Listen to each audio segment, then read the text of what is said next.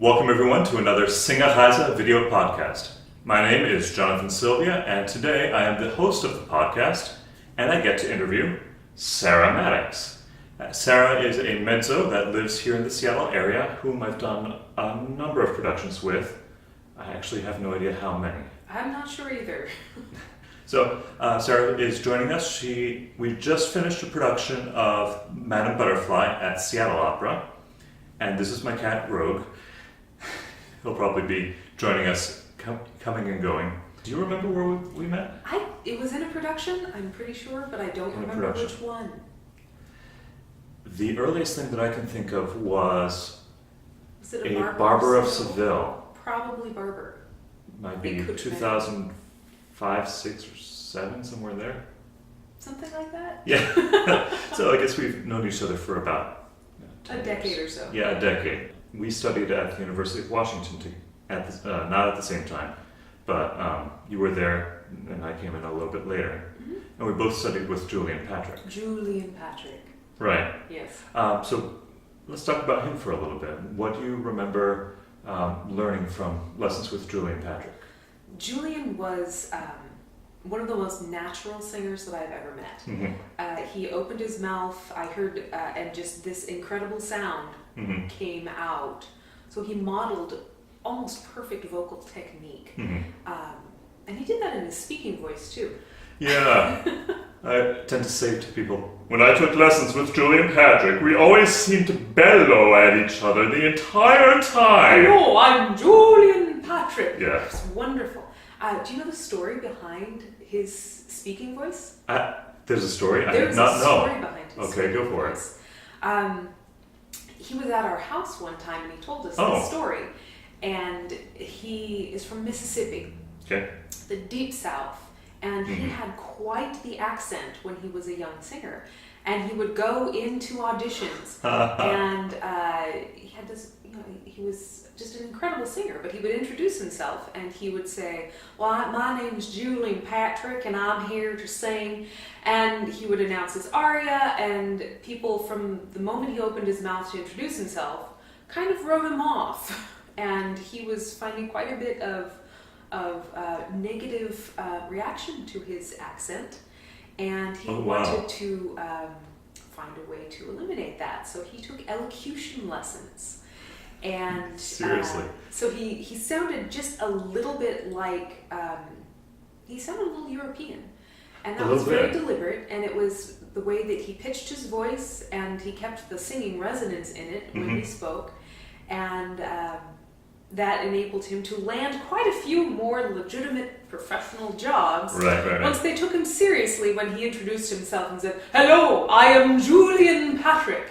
And that was certainly to their benefit, because he was an extraordinary artist and just an incredible human being. Yeah, absolutely. But when he was in the middle of telling this, my husband had asked him if he was from Europe or if he had spoken another language initially, and he said, "Well, no, I'm from Ole Miss," and he just dropped right into the heavy accent. He still has it. Yes, he can still do it. He could still do it, and he did it fully for humorous effect at this point, and we just everybody in the room just paused for a second and then burst into laughter, and he enjoyed that a lot. Do you ever run into that yourself, where people think that you're non-American, that you're not really? by how you speak? I don't think I've ever run into anyone who thought I wasn't American. I tend to get quite a bit, actually. I can see that. And if I have anything, I have a southeastern Massachusetts, Rhode Island accent. Yeah. That's where I'm placing it. I say things like horrible and orange and drawer. Somehow they try and pronounce the drawer in the W. My wife gives me grief for that all the time. But when I'm among people who are not native to America, they think I'm from Europe or from Britain somewhere. Well, you have a very clear and precise way of speaking that some singers tend to get into a little bit, and it does, because we're just so much more aware of our diction all the time. It's a mix. It's a mix of my Rhode Island whatever and singer diction. Yeah. I'm pretty much Northwest, which is close to broadcast standards, so. Right. And did you grow up in Seattle? I did not. I grew up in Central Oregon, the Bend. Central Oregon, Bend. I did know that. Somewhere 7 years back in another conversation. It's become way more hip and chic now than when I was growing up. It was very much. Have you ever seen the movie Napoleon Dynamite? If I haven't seen it, I've seen pieces of it. Well, I'm actually familiar with it. It was supposed to be based in rural Idaho, but that was very Bend when I was growing up. Okay. So it's very nostalgic for me to watch Napoleon Dynamite of all things. Okay. But it was rural, small town, and it was a great place to grow up. Okay. But it's become very, very chic. It's much more like Aspen now. Sure. So how'd you get from there to over here? Well, I went to undergrad at Willamette University, and then I came up to Seattle for grad school. Okay, you chose Seattle for grad school. I did. I loved the Seattle area. Okay. So you chose the area as opposed to choosing a teacher or the school or anything? It was you lucked out with Julian. It's true. It was a combination of factors. Okay. I liked what the program at the time offered with full productions with orchestra 2 a year. Oh, okay. At the time. And the teachers that were there were appealing to me, and I loved the area, so that all worked together, and it just seemed like the right place to go. Since you studied with Julian, have you studied with anybody since then? Yes, Eric Parse. Oh, you do? Yes. Okay. That's pretty much where I went after Julian. Okay, are you still studying with him, or has it been a while? No, it's been a while, but he was a marvelous teacher. Teaches you to, well, of course you know, but No. that doesn't help the people listening. No.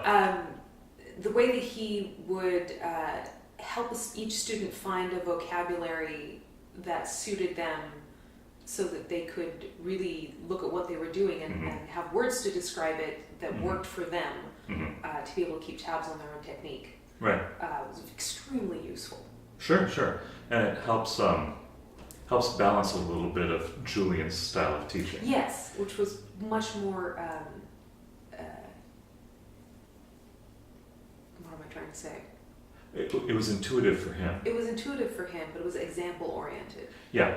So if he you demonstrated. Yes, if you didn't have a great eye for analysis and seeing what he was doing, then you might not be able to absorb as much. Sure. But, yeah. Sure. For me, it was when I went to Julian having a good technical background from undergrad, studying pedagogy and doing all things like that. Went to Julian, and the lesson that I got from him was, just sing. That was like my only lesson for an entire year, just that one thing pounded into me, which I do not regret, because that was a fabulous lesson that I needed to have at the time. I was very much in my head. Oh, yeah. I still am, but I was very much in my head then, and I just needed to put some of that aside and step into what I was doing. Just let it happen naturally. Mm-hmm. Which, when you're in your head and you analyze things and you are an analytical person, which I am too, that would be my biggest stumbling block along the way. Yeah. But it does, I think, lead to a teacher who, Sure. if you are an analytical person and you have stumbling blocks along the way and figure out a step-by-step way of getting around those, it makes someone an excellent teacher, because they have the vocabulary and they know the step-by-step process, rather than, I can't sing, now just sing. Which, if you don't have an intimate knowledge of each step that it takes to get there, then it's harder for you to describe it to someone who's in the process. Sure. So let's talk a little bit about what you do now and who you are now. You are a mezzo, but what else makes you distinct as a singer? Oh, so many things now. How do you brand yourself as a singer? How do I brand myself? Well, I tend to be a stage animal. A stage animal? Yes. Like camel or rodent, or? I prefer dromedary. Dromedary, okay. But I live on stage. I am a bit of a ham. Yeah. What? Ham. You wouldn't have thought Ham is an animal. Yeah. Yes, ham is an animal. No, I'm very interested in the character. Mm-hmm. I enjoy character roles a whole lot. Mm-hmm. Pretty good girls are a little bit more of a challenge for me. I don't tend to find them as interesting, but that's my own problem because those characters have as much going on as the character roles, so that... Sure. So we were talking about, for example, the opera Cinderella. Mm-hmm. So you would rather be one of the stepsisters Yes. than Cinderella herself. Yes, indeed. Although I've been, I did You've the done French both. version, I did Cendrillon, Oh yeah. and then I've done Tisbe and Cenerentola, and I would never want to do Cenerentola. I do really enjoy Tisbe though. Sure. But that's from a character perspective, That's not from a character vocal perspective. ability. Vocally as well. I used to do a lot more Rossini. I've transitioned to a little bit heavier, and I much prefer that. But the Rossini stuff, if I do more of that, I prefer the secondary roles in Rossini. Sure. Okay. Not just from a character perspective, but vocally they suit me better now. Mm-hmm. Earlier on, I was a little bit more of a lyric coloratura mezzo. I was never one who lived there quite as naturally as some of the people that I know, but I could certainly handle it, and so I did a lot of that. I did a bunch of Rossinas. Okay. But now I prefer the other. Cendrillon, though, that's just a beautiful opera. I've not encountered it yet. Oh, it's beautiful. Massenet. Well, everything I've encountered from Massenet I've loved, so I should check it out. I like how each of the characters has very distinct music. Madame de Larbillier, that would be a lovely role, is she's hilarious, but she's got some of the best musical themes in the whole show. And Massenet, it's much more of the classic fairy tale, with a fairy godmother and a glass slipper and the Prince Charming and the ball. Okay. So it's actually much closer to what people are familiar with for Cinderella than Cenerentola is. Is it a little? You mentioned that there was the ball. Is it a little more like grand opera, or? It's definitely grand opera. Okay. And the stepsisters are utterly charming and adorable. And she's got her father and the stepmother, and then there's the literal fairy godmother who has her little helpers, her little sprites that do things for her. Oh wow! And the Prince Charming can be either a pants roll or a tenor. And really? The production that I did had a mezzo soprano singing. Wow. Okay. Prince Charming, and That's very interesting. It was Katie Veld. Katie Weld? Mm-hmm. And she was I'll be darned. So good. The whole first scene, it's the prince's advisors trying to talk him out of his funk, and he's laying in the chair and being an adolescent.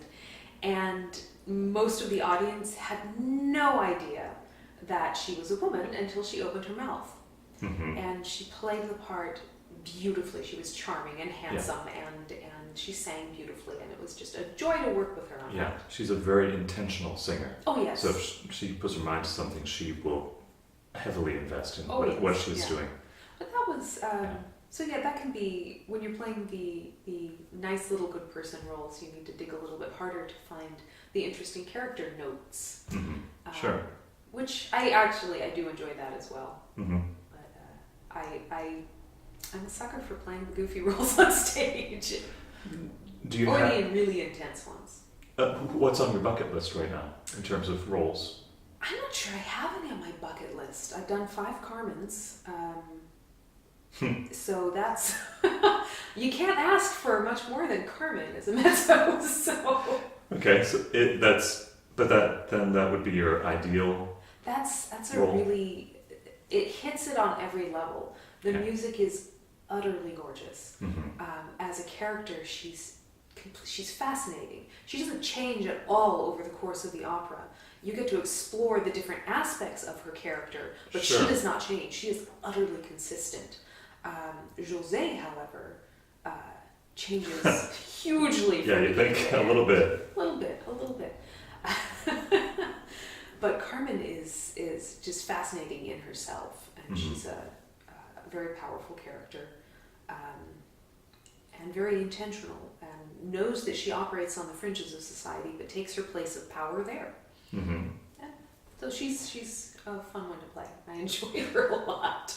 I think you mentioned that playing her takes a little bit out of you each time. You have to be careful. It makes me a little crazy when you're that invested in this kind of terrible character. Yeah. It can bleed over into your real life, and you need to, well, at least I need to make sure that I behave myself and become a little bit more stable and normal in my real life while I'm doing Carmen. Right. So I try to watch that, but I tend to apologize in advance and say I'm really sorry if I behave like a horrible person. I'm trying not to, but Carmen is eating my mind. What is your most memorable experience as a performer? I actually do have one. You have one? I do. It was. I couldn't list one for myself, so I'm interested to find what you have. I'm not sure if this is number one, but it's certainly up there. It's the one that comes to mind anytime someone asks me this question. Mm-hmm. And it was years ago. It must have been 15 maybe. But I was doing outreach for Seattle Opera. They do previews in various community places, and this was for Barbara of Seville. Mm-hmm. So I was singing Rosina. Yeah. Okay. And as part of it, sometimes we would go to wealthy patrons' houses, and they would have donors over. Sometimes we would go into schools. Sometimes we would just be in public areas. I think for a while they were doing one in the Bellevue Square Mall. Complete with a little train on the track going around and hooting during the performances. But those were always fun, because people were wandering through and looking at what is going on over there. Right.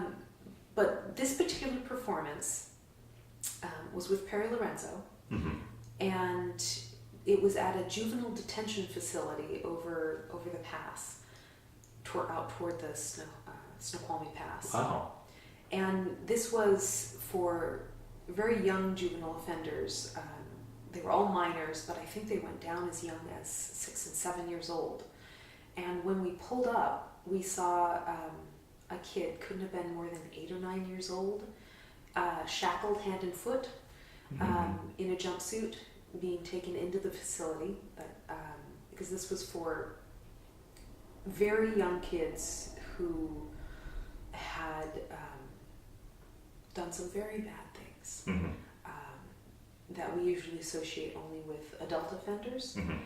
And they were from extremely difficult backgrounds. A lot of them, most of them, had suffered extreme abuse and neglect. So this was kids who'd had it rougher than most of us can ever imagine. Sure. And so we went in there to present opera to them. And you said Barbara of Seville. Barbara of Seville. Which is comedy. Comedy, yes. And we were told ahead of time that we shouldn't give them last names or anything, just because they would be asking for autographs and things, so we should sign our first names. And we got to talk to them a little bit. They asked the most informed, most intelligent questions of any group we performed for. And and they knew more about opera than most of the places we visited. And that's because there was a lady in charge of programming out there who was an opera fan herself. And what she would do is they had an opera club where in half-hour chunks, the kids had an opera club that she started. Okay. And they would watch operas in half-hour chunks. They would study the stories, study the characters. Wow. And the kids would get together and they'd watch the opera in half-hour chunks. Okay. And one of the big punishments was not being able to go and watch the opera videos. And that was a big thing. Curious. We'll take away your opera. And the more that we talked about it, it became clear, because opera is never, or almost never, the day that nothing in particular happens to no one important. It's always a huge dramatic thing happening in the most extreme of circumstances. You look at operas like Carmen. This is someone who's had a very tough time from a very young age. And she goes through some very dramatic circumstances, and the kids related to that. The kids would talk about different opera characters. They weren't talking mostly about Barbara of Seville. They would bring up other operas that they understood on a level that no one should have to, but it was something that was very cathartic for them because they could relate to these characters on a visceral level, going through these huge things and dealing with this dramatic emotional upheaval through the music.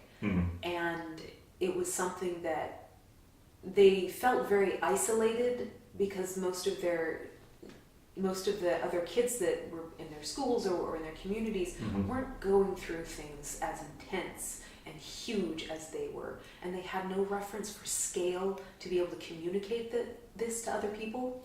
But in this facility, they were with other kids who'd gone through things like that. And the opera gave them a vocabulary to be able to think about and communicate about these upheavals in their lives. And that's why they connected with it so very strongly. And it was so exciting for them to have real live opera singers then come in and perform for them. So that was absolutely one of the most meaningful things I've ever done. Well, it continues to be in everything I've done since then. I was always interested in outreach. My parents were public school teachers and educators, and it's always been an interest of mine to take arts to the community. And that, of course, was just reinforced everything that I ever thought about it. And still, we continue to try to, I say we, that's people that I work with, we try to continue to take opera and classical music and whatever we're doing out into the community, into places that need it. So what are some of those things that you've been doing for outreach lately? Do you have a particular organized something or other, or do you just latch on to whatever happens to be happening? Well, it's a combination. It is a combination. As it always is. Tell me about a mixture of both. Well, I'm in a chamber music trio called TangleTown Trio. That's pianist Judith Cohen and violinist Joe Nardolillo. And Joe, she plays a bunch of different instruments, primarily violin. She's equally adept at viola, but she often jokes that anything with strings, she'll give a shot. But I've even given her some percussion, and she's willing to try that too. So, we're a chamber group. We're not a standard chamber group because there's very little repertoire for singer, violin, and piano. So a lot of what we do is new music. We work with living composers. And we work with chamber music series or different hosts that want to bring TangleTown Trio in for a show. And we think of them as shows, not concerts.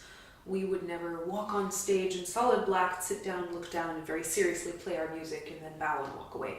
We tend to chat a lot with the audience, and one of the main things, anytime we go somewhere, we ask the hosts if there's any possibility of getting hooked up with a school or a library or something to do an outreach show where we would go into the community and do sessions with kids where we talk about being a musician, or we talk about new music, or we talk about what they are interested in.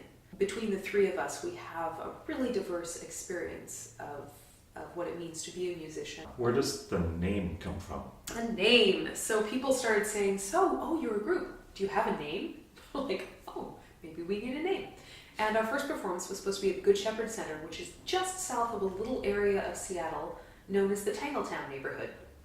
And I've never heard of this. Yeah, south end of Green Lake. If you look at it on a map, all the streets kind of make this, it looks like yarn's been dropped on the floor, and it's just all like weird crisscross. South of Green Lake? Just south of Green Lake. South and slightly east. That edge. There's a great sushi place there. And the Tangletown Brew Pub. But that, to us, Tangletown was representative of Seattle in general, but that was right by where our first performance was going to be. I see. But Tangletown, it really does encompass, I remember driving in Seattle for the first time, And when I showed up at the intersection of Ravenna, and Ravenna, oh my, I had no idea where to go from there. So Tangletown in the broader sense is an affectionate term for all of Seattle. Okay. So you do the TangleTown Trio. Yes. You also, and through that you do some outreach. Yes. And you also, of course, are a mezzo, singing as a mezzo for concerts, opera, and who knows what else. Yes. We've mentioned a couple of times about your being a composer, however. Well, could you talk about that a little bit? I am fortunate that I have lots of really high-end professional musicians around me who are willing to play my music when I write it. Okay. Which I don't have as much training as a full-time composer, but I have been lucky enough to write some things that people seem to really enjoy. Okay. And as I said, I have fantastic musicians willing to play it, which always helps. And it's always been something, writing has always been something that's interested me. Since I started reading as a little girl, I thought being a writer, that would be fantastic. And what I really wanted to do, I started out playing violin at very young, but I wanted to tell stories. And to do that, I needed words, which is why I switched over to opera, because I loved the stories. I wanted to tell stories about characters, about places, about times that were important and would affect people's lives. Sure. And so that naturally switched over to eventually composing my own music. And I usually write my own words just because I have more control over it that way. So you don't have an official librettist? No, I don't. Okay. Yeah, I find it easier that way because then I can change anything if I want to. Well, sure. No one gets mad. So the question comes up, do you do the words first and then attach music to the words, or write the music first and then find words to fit the music? Almost always the words come first. Okay, interesting. Yeah, and the words dictate the rhythm of the music, and the emotion of the words dictate the direction of the melody and how it all comes together and the harmonic structure beneath it. So Singerreise is about the singing life, and Lordy knows there's 1,000 million different types of singers out there. I'm a unique type of singer, you're a unique type of singer. We both happen to be similar in that we're a little on the cerebral side, but we're obviously very different as well. Just a little bit. What? No, we're identical. People can't tell us apart. We have the same teachers. We have the same teachers, plural. We've lived in the city for actually kind of about the same amount of time. I've been here for about 25 years. You've been here a little bit longer. Maybe about 30. No, I've been here less time. Wait a minute. Okay, I might be lying. I've only been here 20 years. Yeah, I've been here 20 now. Yeah. Okay, so we've been 20 this fall. It was... Okay, I've been here 6 months longer. That's funny. Anyway, but we're from the same city, we have the same teachers, but we're extremely different as singers. I talked about our brand earlier. We have a different perspective on what we like to do. Although I also like to do the comedy side of things if I can. So one of the things that comes up is that there's so many singers out there, but one thing is constant, and that is that this is not an easy life. Yep.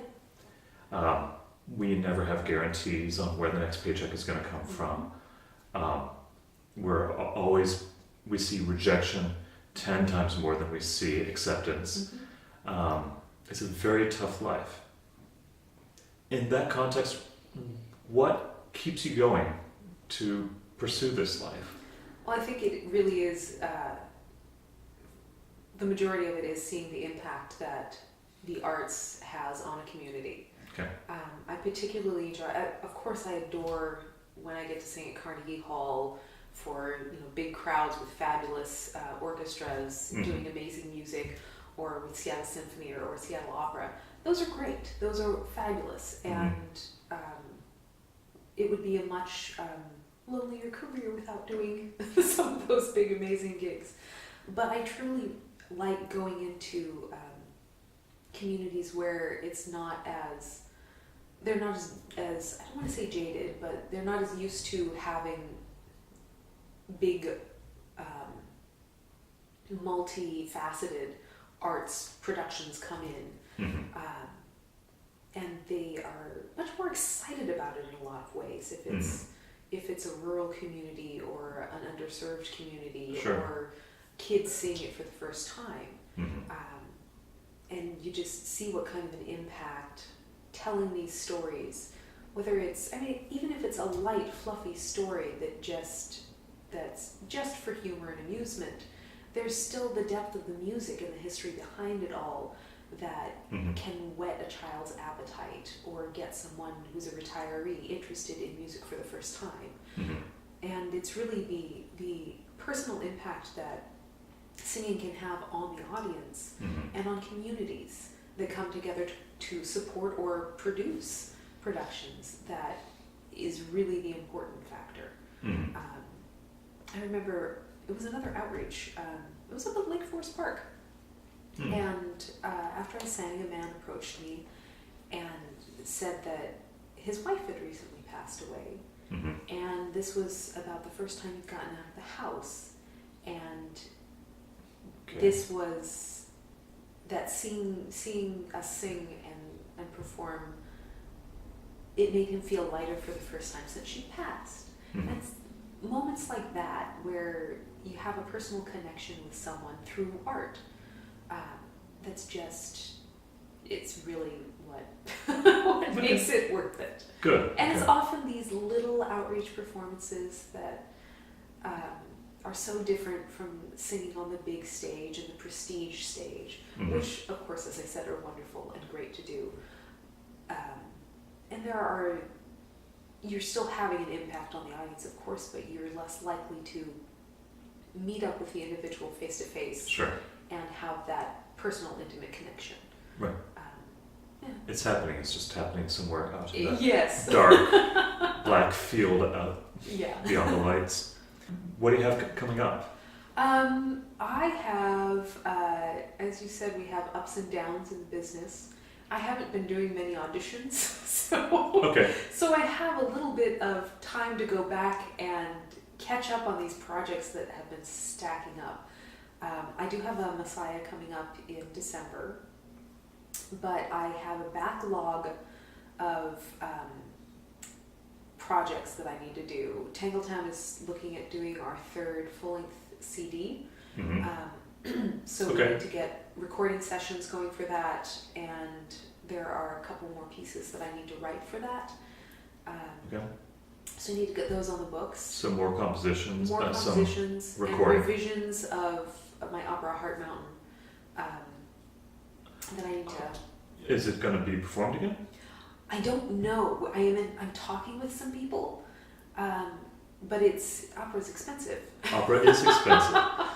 So for those who don't know what Heart Mountain is, could you talk about that a little bit? Heart Mountain is a mountain in Wyoming, outside of Powell, but it was the looming edifice over a city of 10,000 souls that were forcibly removed from their homes along the West Coast during World War II and placed in what were euphemistically called internment camps, but were actually concentration camps built by the U.S. government, surrounded by barbed wire and guard towers. And the people were placed in there because of their Japanese heritage. 2/3 of them were American citizens. The other third were not allowed to become American citizens because of their race, because of the Asian Exclusion Act. And it was retroactively, it was decided even at the time that these people did not pose any threat at all. It was analyzed. They were found to pose, that they committed crimes at a rate less than that of the general populace. they posed absolutely no threat, but for political and economic purposes, 120,000 Japanese Americans were incarcerated during World War II. After the bombing of Pearl Harbor. Heart Mountain is special to me because it was where about 1,200 people from the Yakima Valley area in eastern Washington went with their families, and one of those people wrote a personal journal of her time there, and she included some works of creative writing. And these were included in a display in the Yakima Valley Museum. And I would see little snippets of this writing, and I was very drawn to it. And I contacted the museum, and they got me in touch with her daughter. Oh, okay. And she sent me her mother's, a PDF of her mother's entire journal and little notes. And it was that I used as the basis for the libretto for my opera, Heart Mountain. And that encompasses the time leading up to her incarceration with her family at Heart Mountain. She was only there a few months, and then she married. So it follows the life of this character. It follows the life of this character during the time just before the incarceration, during her incarceration, and just after, till the end of the war, where she married her husband Takashi Kondo, who had enlisted in the army before Pearl Harbor, and he was stationed in Fort Knox, Kentucky. And so she married him and was able to leave the camp, but she had to leave her whole family behind there. And they remained there for most of the war. I think maybe her little sister was able to get out and go to school in Chicago. She had been, her little sister was a student at University of Washington when the war broke out, and she was told she could no longer be a student there because she was of Japanese heritage. And so she returned to the valley and then was incarcerated. So in terms of the opera, you have had one or two performances? Two performances. Workshop performances with Vespertine Opera Theater. Okay. Yes. Dan Miller was directing it, and Stephen Stubbs was conducting it. And the idea was to keep it as a chamber opera, to be as small and light on its feet and cheap as possible. But there is still a lot of expenses involved when you have to have a full team. So it's written for violin and piano and with some percussion. Okay. So you have to have more than 3 people now. I know. Well, the violin, actually, she would play percussion. I did it so that it's like she could put down the violin and do some percussion in there for her. Gotcha. So there's that, and then it's 7 solo singers. So there's mature Kara, who's about 45, because it's told on the space of one day in 1956, when they're bringing home their daughter from an orphanage. They're adopting a girl, and then mature Kara is writing down, because she wants her daughter to know what happened.